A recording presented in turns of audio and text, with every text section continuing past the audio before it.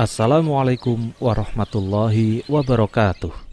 Seperti yang kita ketahui, jin termasuk perkara gaib yang wajib kita imani keberadaannya. Meyakini tentang adanya jin termasuk salah satu asas dalam akidah Islam, yaitu beriman kepada perkara yang gaib.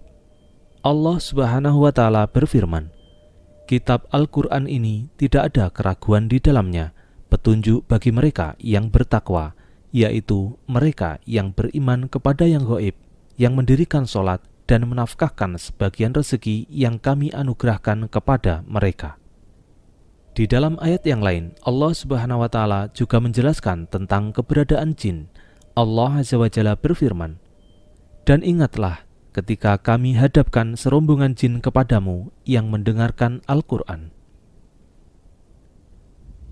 Jin memiliki alam tersendiri yang bukan alam manusia dan bukan pula alam malaikat. Dari bentuk fisiknya, pandangan mata manusia tidak mampu untuk melihatnya. Itulah sebabnya mengapa mereka dinamakan jin, karena fisiknya yang tertutup dari pandangan manusia. Allah Subhanahu wa Ta'ala berfirman, "Sesungguhnya ia dan pengikut-pengikutnya melihat kamu dari suatu tempat yang kamu tidak bisa melihat mereka." Meski antara manusia dan jin berbeda alam, tetapi antara jin dan manusia terdapat titik persamaan, yaitu memiliki sifat berakal dan berpikir, mempunyai kemampuan yang sama untuk memilih jalan yang baik dan jalan yang buruk. Meskipun terdapat sifat yang sama, tetapi dalam banyak hal jin juga memiliki perbedaan dengan manusia. Allah Subhanahu wa Ta'ala telah memberikan kepada jin kemampuan-kemampuan yang tidak diberikan kepada manusia. Sebagian kemampuan tersebut diantaranya: yang pertama, mampu bergerak dan berpindah dengan sangat cepat. Ifrit dari golongan jin pernah berjanji kepada Nabi Sulaiman alaihissalam untuk menghadirkan singgasana Ratu Saba dari negeri Yaman ke Baitul Maqdis hanya dalam waktu seseorang berdiri dari duduknya dan sebelum mata berkedip. Di dalam Al-Quran, Allah Subhanahu wa Ta'ala berfirman, berkata Ifrit yang cerdik dari golongan jin, "Aku akan datang kepadamu dengan membawa singgasana itu kepadamu sebelum kamu berdiri dari tempat dudukmu. Sesungguhnya aku benar-benar kuat membawanya lagi dapat dipercaya." Berkatalah seorang yang mempunyai ilmu dari Alkitab, "Aku akan membawa singgasana itu kepadamu sebelum matamu berkedip." Maka tatkala Sulaiman melihat singgasana itu terletak di hadapannya, dia pun berkata, "Ini termasuk karunia Robku." Yang kedua, jin memiliki kemampuan mendahului manusia dalam mencapai ruang angkasa. Sudah sejak lama jin mampu naik ke tempat-tempat di langit dunia. Lalu di sana mereka mencuri berita-berita langit untuk mengetahui peristiwa yang akan terjadi. Tatkala Rasulullah SAW diutus, maka langit diperketat penjagaannya. Allah Subhanahu wa Ta'ala berfirman, "Dan sesungguhnya kami, para jin, telah mencoba mengetahui rahasia langit, maka kami mendapatinya penuh dengan penjagaan yang kuat dan panah-panah api.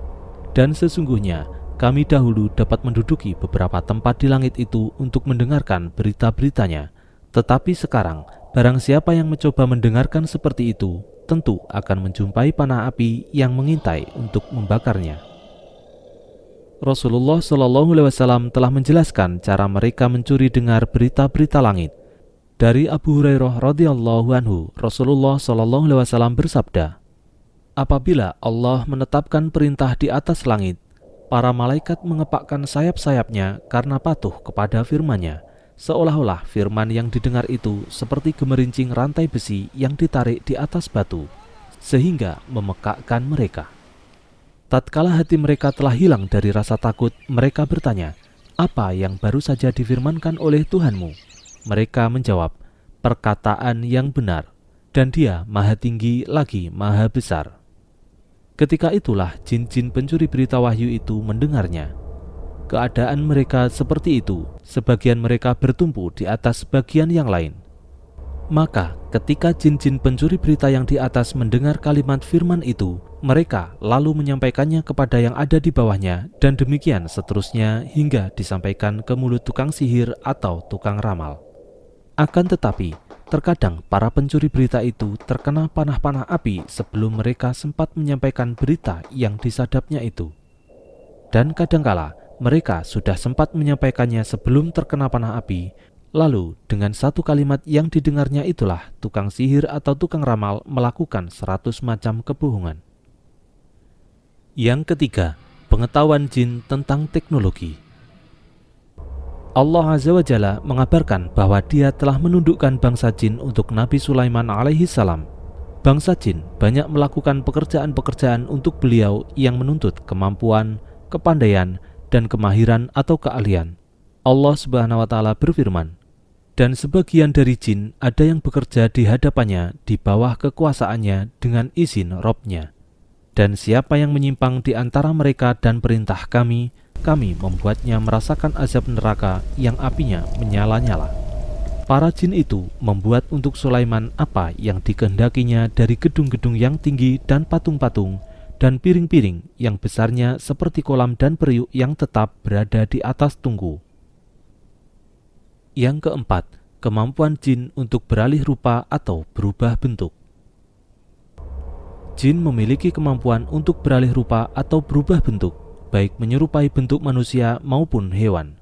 Mereka pernah mendatangi kaum musyrikin dalam wujud Suraqah bin Malik untuk menjanjikan kemenangan bagi mereka. Demikian pula, sejumlah sahabat di antaranya Abu Hurairah radhiyallahu anhu pernah didatangi mereka dalam wujud orang tua yang ingin mencuri zakat yang sedang dijaganya. Mereka dapat beralih rupa menjadi unta, keledai, sapi, anjing, atau kucing. Seringnya mereka berubah bentuk menjadi anjing hitam dan kucing. Rasulullah SAW menyatakan bahwa lewatnya anjing hitam di depan orang yang sholat memutuskan sholat itu berdasarkan sabda beliau, karena anjing hitam itu setan. Jin seringkali berubah menjadi hewan, lalu menampakkan diri kepada manusia. Karena itu, Rasulullah SAW melarang membunuh ular yang muncul di dalam rumah, sebab dikhawatirkan itu merupakan jelmaan jin yang telah masuk Islam. Di dalam Sahih Muslim, Rasulullah SAW bersabda, "Janganlah kalian langsung membunuh ular di dalam rumah, kecuali setiap ular yang terpotong pendek ekornya dan memiliki 2 garis di punggungnya, karena ular jenis ini dapat menggugurkan kandungan dan membutakan mata, maka bunuhlah ia." Yang kelima, setan mengalir di dalam tubuh Bani Adam sebagaimana mengalirnya darah di urat nadi. Diriwayatkan oleh Imam Bukhari dan Imam Muslim dari Anas radhiyallahu anhu, Rasulullah SAW bersabda, "Sesungguhnya setan mengalir di dalam tubuh manusia sebagaimana mengalirnya darah."